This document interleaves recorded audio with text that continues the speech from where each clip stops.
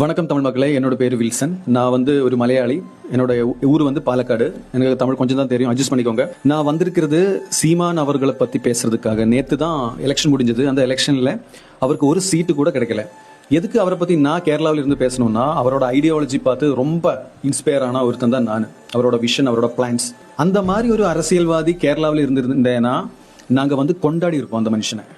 ஒரு சீட்டு கூட வின் பண்ணல அவரு. உலகத்தரத்துக்கான அரசியல் அவர் என்ன பண்ணல. நீங்க பாத்தீங்கன்னா, ஏதாவது இந்த உலகத்துல யாராவது வந்து மக்களை வந்து எஜுகேட் பண்ணுவாங்களா?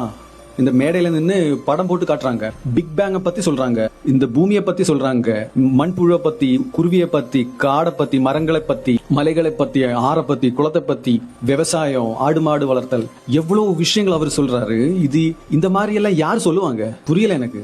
ஆக்டர் விஜய் வின் பண்ணதுல எனக்கு சந்தோஷம் தான். ஏன்னா ஏடிஎம்கே டிஎம்கே அவங்களுக்கு ஆட்சி போல அந்த ஒரு சந்தோஷம் இருக்கு. ஆனாலும் இந்த சீமான் இவரை வந்து நம்ம விட்டுட்டோமே, ரொம்ப கவலையா இருக்கு. 50% இந்த கேண்டிடேட்ஸ்ல பொண்ணுங்களை வச்சிருக்காங்க. வேற யாராவது வைப்பாங்களா? 15 வருஷமா கத்திட்டு இருக்காங்க.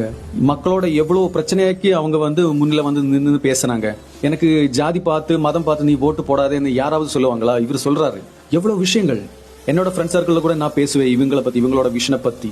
இந்த மாதிரி ஒரு தலைவன் எங்களுக்கு இல்லைன்னு வருத்தம். தோத்து போனது சீமான் கிடையாதுங்க, தோத்து போனது தமிழ் மக்கள் தான். அந்த ஐடியாலஜி புரியறதுக்கு இன்னும் 100 வருஷம் நினைக்கிறேன். அவரோட ஐடியாலஜி புரியறதுக்கு. ஃபியூச்சர்ல எலெக்ஷன் வரும், அந்த எலெக்ஷன்ல இவர் வின் பண்ண மாட்டாரு. ஏன்னா மக்களுக்கு நல்லது பிடிக்காதுங்க. இவரோட ஐடியாலஜி மக்கள் புரிஞ்சுக்க விரும்பல. தமிழ்நாட்டில் யாராவது இந்த வீடியோ பாக்குறாங்களா இல்லையான்னு கூட எனக்கு தெரியாது. பட் நான் சோஷியல் மீடியாவில் என்னோட வருத்தம் தெரிவிச்சுக்கிறேன்.